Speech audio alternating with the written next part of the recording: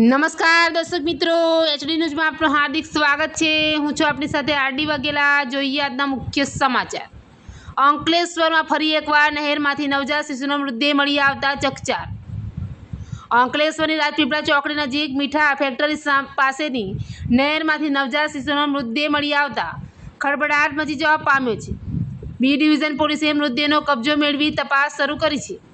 અંકલેશ્વરમાં નવજાત શિશુ મળી આવવાનો સિલસિલો યથાવત જોવા મળી રહ્યો છે। અંકલેશ્વરના મીઠા ફેક્ટરી નજીક આવેલી નહેરમાંથી એક નવજાત શિશુનો મૃતદેહ મળી આવતા સમગ્ર વિસ્તારમાં ચકચાર મચી ગઈ છે। ઘટનાની જાણ થતાં સ્થાનિક લોકો સ્થળ પર દોડી આવ્યા હતા। માહિતી મળતા જ બી ડિવિઝન પોલીસનો કાફલો તાત્કાલિક ઘટના સ્થળે પહોંચ્યો હતો।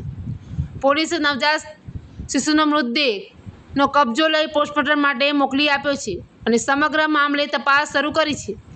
શિશુની ઓળખ તેમજ તેની નહેરમાં કોણે ફેંક્યો અને કયા સંજોગોમાં ફેંક્યું તે દિશામાં તપાસ ચાલી રહી છે। નોંધનીય છે કે છેલ્લા 1 મહિનામાં નવજાત શિશુ મળી આવવાની આ ચોથી ઘટના છે।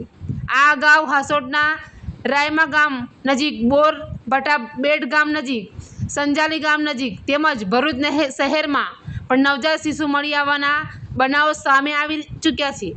વારંવાર આવી રહેલી ઘટનાઓને લઈને સ્થાનિકોમાં ચિંતા અને રોષની લાગણી જોવા મળી રહી છે। પોલીસે તપાસ તેજ કરી જવાબદાર વ્યક્તિઓ સુધી પહોંચવાના પ્રયાસો હાથ ધર્યા છે।